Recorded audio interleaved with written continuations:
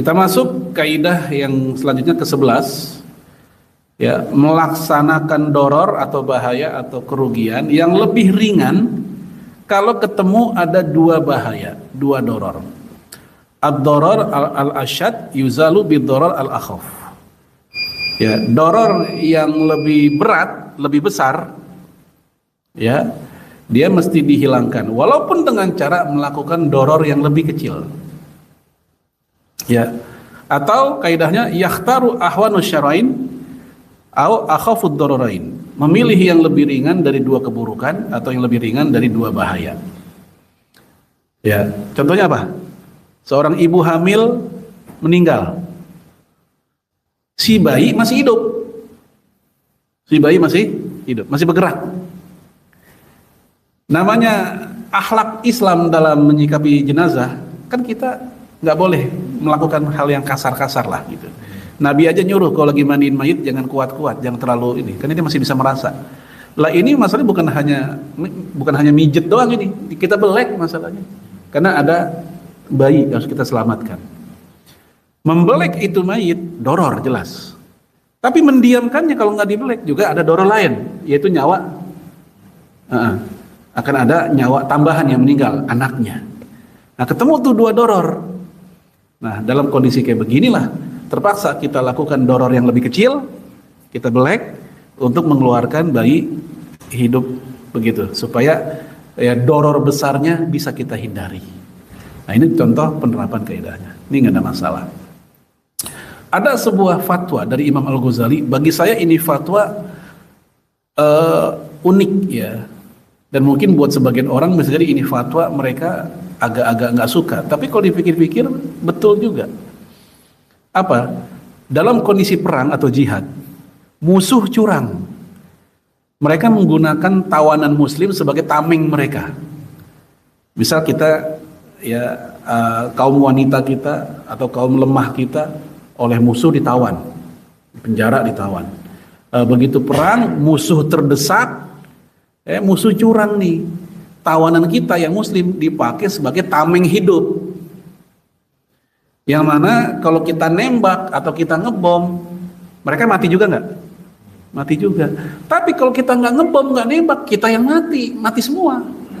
Kita malah kalah, kita nggak bisa nembus ke musuh. Nah, Al-Ghazali, Imam Al-Ghazali dalam kitab Al-Mustasfa, ya, beliau mengatakan dalam kondisi kayak begitu berlaku kaidah ini. Ada doror, dua doror itu, kita diem aja doror, kita nyerang terus juga doror. Tapi kalau kita diem aja, dorornya lebih besar. Karena yang terjadi kekalahan kaum muslimin, sehingga kita takluk di tangan mereka. Maka untuk bisa mengalahkan mereka, ya walaupun harus dengan terpaksa kita pun terus melancarkan bom itu misalnya, ya sehingga pertahanan musuh bisa kita ambil, maka saat itu diperkenankan dalam rangka menjalankan doror yang lebih ringan untuk mendapatkan maslahat yang lebih besar atau menghindari doror yang lebih besar. Ya, ini dari Al-Ghazali. Ya, pendapat ini dari Al-Ghazali ini bisa jadi muncul pro kontra. Ya kalau masih ada cara yang lain, cara lain aja dulu dah. Kenapa? Ini masalah ada nyawa umat Islam. Masa kita korbanin juga, misal gitu kan. Ya, tapi itulah fikihnya orang yang lagi perang memang berbeda dengan kondisi orang lagi normal. Baik jemaah sekalian, itu beberapa contohnya. Nah, untuk dalil dari sini, ini dalilnya yang dimerahin. Ya, waqtuluhum haitsu saqiftumuhum wa akhrijuhum min haitsu akhrajukum wal fitnah asyaddu minal qatl. Ya, perangilah mereka kaum musyrikin di mana saja kamu menjumpai mereka dan usirlah mereka dari tempat mereka mengusirmu. Ya, ini ada sejarahnya tentu. Ya. Kemudian wala tuqatiluhum indal masjidil haram. Dan janganlah memerangi mereka ya ketika di Masjidil Haram. Hatta yuqatilukum fih, kecuali kalau mereka memerangi kamu di Masjidil Haram. Ya, baru dah silahkan. Ya, kamu fa in qatalukum faqtuluhum, kalau mereka memerangi kamu di saat kamu di Masjidil Haram, perangilah mereka. Jemaah sekalian, boleh nggak pertumpahan darah di masjid? Nggak boleh. Bukan hanya di Masjidil Haram, di masjid kita aja nggak boleh juga. Nggak boleh. Tapi masalahnya ini, Ini kasusnya kalau mereka menyerang kamu di masjid. Ya, membunuh orang di masjid doror. Tapi masalahnya kalau kita nggak bunuh itu orang musyrikin di masjid, ketika mereka nyerang kita yang mati. Maka ada dua pilihan saat itu. Kita bunuh mereka, itu doror. Kenapa? Karena pertumpahan darah di masjid jadinya. Tapi kalau kita nggak bunuh mereka, kita yang mati, kaum muslimin yang mati. Nah ini contoh dalilnya. Ketemu dua mudarat, ya ketemu dua bahaya atau kerugian, kita ambil bahaya yang lebih ringan untuk menghindari bahaya yang lebih besar. Nah ini dalilnya di sini. Ya. Baik, nah, ini contoh penerapannya. Dibolehkan membedah perut mayit ibu hamil untuk mengambil bayinya yang masih hidup. Kedua, dibolehkan mengaborsi kehamilan 4 bulan ke atas. Ini usia kehamilan yang nyawa si bayi udah ada. Sepakat semua mazhab haram aborsi di usia kayak gitu. Beda kalau kehamilan di bawah 4 bulan. Ya perempuan hamil baru sebulan, baru 2 bulan, belum jadi bener-bener bayi atau orang itu nyawanya belum ada. Itu khilafiyah tuh. Aborsi usia kehamilan segitu khilafiyah. Mazhab Hanafi bilang boleh.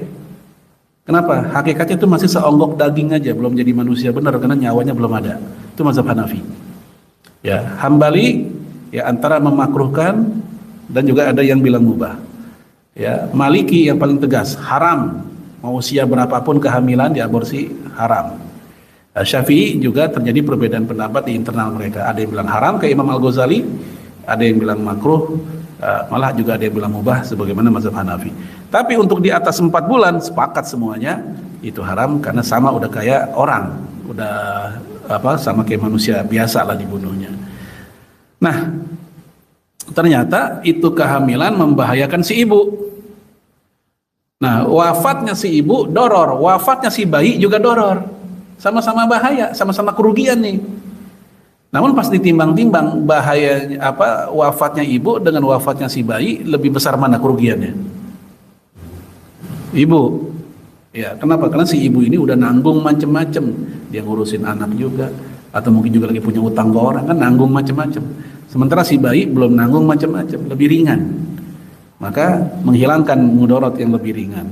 Ya, terpaksa melakukan mudarat yang lebih ringan untuk menghilangkan mudarat yang lebih besar.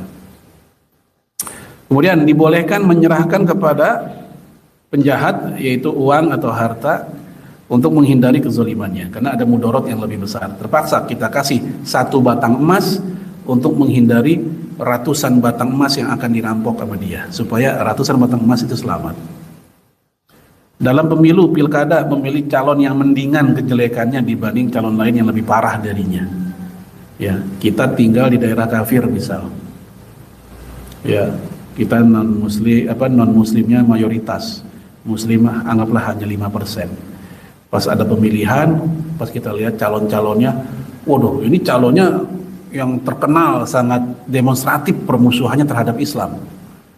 Ada 3 calon misalnya. Tapi di antara calon itu ada 1 calon yang mendingan.